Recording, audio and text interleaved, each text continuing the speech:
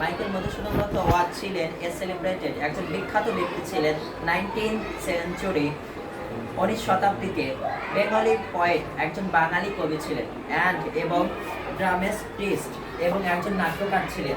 He was born তিনি জন্মগ্রহণ করেছিলেন ইন সাগরদড়িতে জন্মগ্রহণ করেছিলেন। অন দি ব্যাংক অফ তীরে সাগরদড়ি অর্থাৎ সাগরদড়ির তীরে তিনি জন্মগ্রহণ করেছিলেন।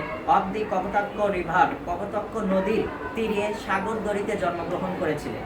এ ভিলেজ একটি গ্রামে জন্মগ্রহণ করেছিলেন ইন কেশবপুর উপজেলা আন্ডার যশোর ডিস্ট্রিক্ট যশোর জেলার কেশবপুর উপজেলার কপোতাক্ষ নদীর তীরের সাগরদড়ি গ্রামে তিনি জন্মগ্রহণ করেছিলেন।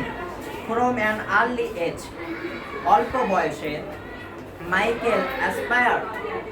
মাইকেল অনুপ্রাণিত হয়েছিলেন বা উৎসাহিত হয়েছিলেন টু বি হতে অ্যান ইংলিশম্যান একজন ইংরেজ হতে অনুপ্রাণিত হয়েছিলেন ইন ফর্ম অ্যান্ড ম্যানার আচার আচরণের মাধ্যমে। তো যদিও হি ওয়াজ বর্ন তিনি জন্মগ্রহণ করেছিলেন ইন এ সফিস্টিকেটেড রক্ষণশীল হিন্দু পরিবারে তিনি জন্মগ্রহণ করেছিলেন। হি কনভার্টেড তিনি গ্রহণ করেছিলেন টু ক্রিশ্চিয়ানিটি খ্রিস্টান ধর্ম গ্রহণ করেছিলেন। হিসেবে ইয়ং ম্যান একজন যুবক হিসেবে তিনি খ্রিস্টান ধর্ম গ্রহণ করেছিলেন।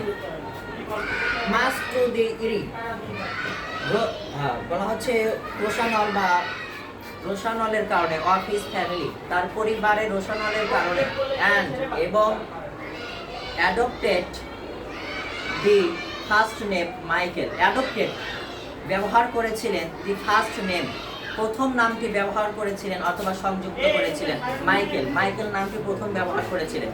ইন হিজ চাইল্ডহুড তার শৈশবকালে হি ওয়াজ রিকগনাইজড তিনি স্বীকৃতি পেয়েছিলেন বাই দ্বারা হিজ টিচার্স তার শিক্ষকদের দ্বারা তিনি স্বীকৃতি পেয়েছিলেন অ্যাজ হিসেবে এ প্রিসিয়াস চাইল্ড একজন বিরল শিশু হিসেবে তিনি স্বীকৃতি পেয়েছিলেন।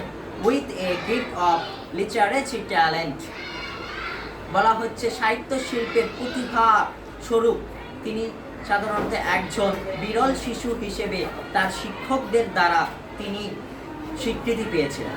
His early exposure to English education তিনি পূর্বে এক্সপোজার অর্থাৎ প্রকাশ করেছিলেন টু ইংলিশ এডুকেশন ইংরেজি শিক্ষা তিনি প্রকাশ করেছিলেন এবং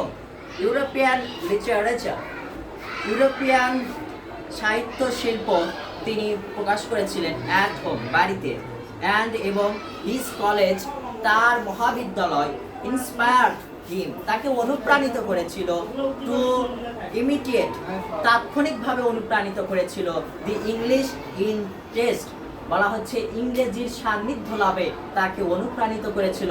ম্যানার্স অ্যান্ড ইন্টেলেক্ট আচার এবং আচরণের মাধ্যমে তাকে ইংরেজি শিক্ষাতে তাকে সান্নিধ্য লাভে অনুপ্রাণিত করেছিল তার মহাবিদ্যালয়। সিন্স হিজ অ্যাডোলসেন্স বলা হচ্ছে তার কৈশোর থেকে তিনি শুরু করেছিলেন বিলিভিং দ্যাট এই বিশ্বাস শুরু করেছিলেন যে হি ওয়াজ বর্ন তিনি জন্মগ্রহণ করেছিলেন অন দি রং সাইড বলা হচ্ছে যে of the planet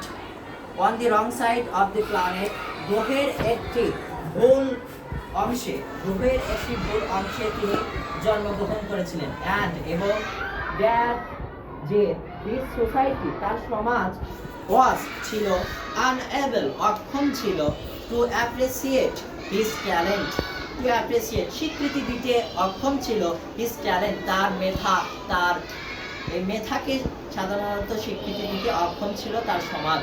he also তিনি সর্বদা বিশ্বাস করতেন দ্যাট যে দি ওয়েস্ট পাশ্চাত্য শুড বি মোর রিসেপটিভ পাশ্চাত্য would be হতে পারে more receptive